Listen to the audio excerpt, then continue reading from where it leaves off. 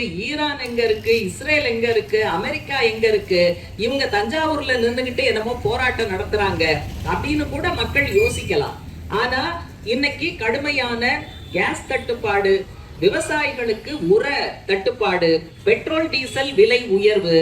நம்ம எல்லாருக்குமே தெரியும் பெட்ரோல் டீசல் விலை ஏறினா என்ன ஆகும். பெட்ரோலை டீசலை பயன்படுத்தி வரக்கூடிய சரக்கு வாகனங்கள், அதுல வரக்கூடிய சரக்குகள், நம்ம அன்றாடம் பயன்படுத்தக்கூடிய மளிகை பொருட்கள் உள்பட, உப்பு மிளகாய் எண்ணெய் உட்பட விலை ஏறுறத பாக்குறோம். இது நம்ம தலையெழுத்து கிடையாது. ஒன்றிய அரசாங்கம் மேற்காசியாவில யுத்தம் வருகிறது அப்படின்னு தெரிஞ்ச உடனேயே சில அடிப்படையான முன்னேற்பாடுகளை அவங்க செஞ்சிருக்கணும். அதை செய்யாதது அப்படிங்கிறது தான் இன்னைக்கு இவ்வளவு பெரிய பிரச்சனையாக நமக்கு வந்து சேர்ந்து இருக்கிறது.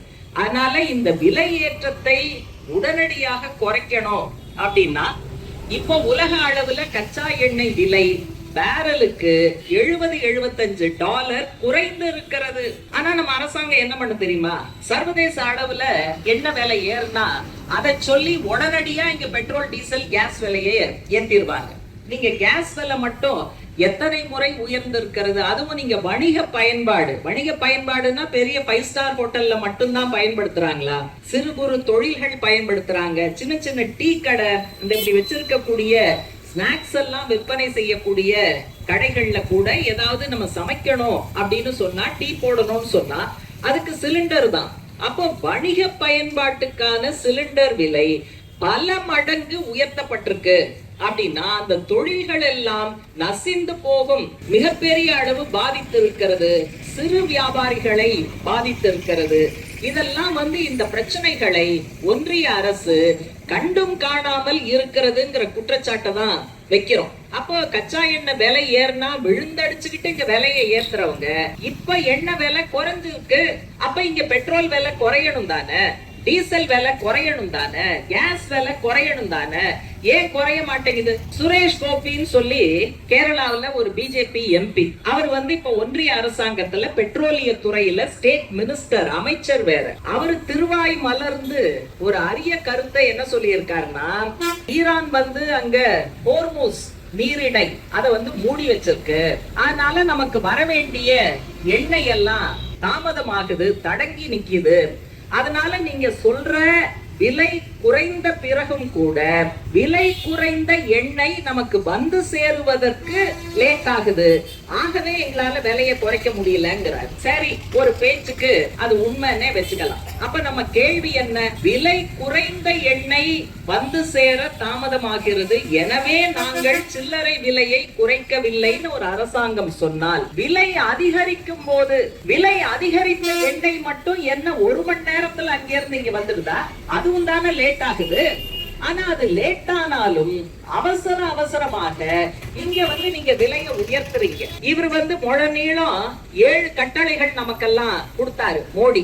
நீங்க விமான பயணம் பண்ணாதீங்க, அப்புறம் ஒர்க் ஃப்ரம் ஹோம் பண்ணுங்க, கார் தனித்தனி காரை ஓட்டாதீங்க, ஒரு கார்ல 4-5 பேர் சேர்ந்து போங்க அப்படின்னு. ஏதோ டெய்லி நம்ம எல்லாம் கார்ல போய்கிட்டு இருக்கோம், விமானத்துல போய்கிட்டு இருக்கோம். இதை ஏன் நாட்டு மக்களுக்கு சொல்றாரு? நாமளே விலைவாசி உயர்வுல அன்னைக்கு சாப்பிடுற சாப்பாடே நமக்கு ஒரு பெரிய பிரச்சனையா இருக்கு. இவர் யாருகிட்ட இதெல்லாம் போய் சொல்லணும்? அம்பானிய கூப்பிட்டு வச்சு பேசுங்க, அதானிய கூப்பிட்டு வச்சு அட்வைஸ் பண்ணுங்க. நீங்க உங்களுக்கான தனி ஜெட்டை பயன்படுத்தாதீங்க, நீங்க வெளியில போகாதீங்க சொல்லிட்டு மோடி என்ன பண்ணாருன்னா, ஒரு 10 நாள் வெளியூர் பயணம் 7 வெளிநாடுகளுக்கு இந்த காலகட்டத்துல போயிருக்காருன்னு சொன்னா, அப்புறம் அதுக்கு பேர் என்ன? அப்ப ஊருக்கு தான் உபதேசம், எனக்கு இல்ல. இப்ப நீங்க பாத்தீங்கன்னா ஈரானுக்கும் அமெரிக்காவுக்கும் இப்பதான் ஏதோ ஈரானுக்கும் அமெரிக்காவுக்கும் இடையில ஒரு ஒப்பந்தம் அப்படிங்கிறது, யுத்தத்தை நிறுத்துவதற்கு ஒரு 60 நாட்கள் கேப் விட்டு ஒரு ஒப்பந்தம் கையெழுத்தாயிருக்கு. ஆனா இந்த அநியாயத்துக்கெல்லாம் மொத்த காரணம் அமெரிக்காவும் இஸ்ரேல் தான். ஆனா மோடி இப்ப G7 நாடுகளுடைய உச்சி மாநாடு அதுல ட்ரம்ப மீட் பண்ணியிருக்காரு. மீட் பண்ணிட்டு ஊடகங்களை பார்த்து பேசும்போது ட்ரம்ப அளவுக்கு அதிகமா பாராட்டி புகழ்ந்து பேசியிருக்காரு. என்ன சொல்லியிருக்காரு? மேற்காசிய பகுதியில் ஸ்திரத்தன்மையை கொண்டு வந்ததில், அமைதியை கொண்டு வந்ததில் ட்ரம்புக்கு நிகர் அவர்தான். பிரமாதமா அவர் பண்ணியிருக்காரு. ஆனா இந்த பிரச்சனையை உண்டாக்கியதே, அமைதிக்கு பங்கம் விளைவித்ததே, யுத்தத்தை கொண்டு வந்ததே, அதை தொடங்கியதே அமெரிக்கா. அப்போ உண்மையை மறைப்பதுன்னா முழு பூசணிக்காய சோத்துல மறைப்பதல்ல, ஒரு மலை தொடரையே, இமயமலை தொடரையே சோற்றில் மறைக்கக்கூடிய அளவுக்கு உண்மையை மறைத்து பிரச்சனைக்கு காரணமான ட்ரம்பை மோடி அவர்கள் புகழ்ந்து பேசி இருக்கிறார்னா எந்த அளவுக்கு அமெரிக்காவோடு இணைந்து அவர்கள் காலடியில் இந்தியாவை கொண்டு போய் தள்ளி இருக்கிறார் என்பதையும் நாம் பார்க்க வேண்டி இருக்கிறது. அதை கேள்வி கேட்க வேண்டி இருக்கிறது.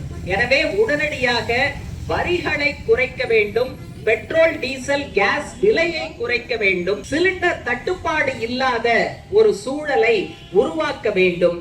இந்த விலை உயர்வால் பாதிக்கப்பட்ட சிறு குறு தொழில்களை பாதுகாப்பதற்கான உதவிகளை இந்த அரசு செய்யணும்ங்கிறத கேட்கிறோம். ரெண்டாவது, கிராமப்புறங்கள்ல 100 நாள் வேலை.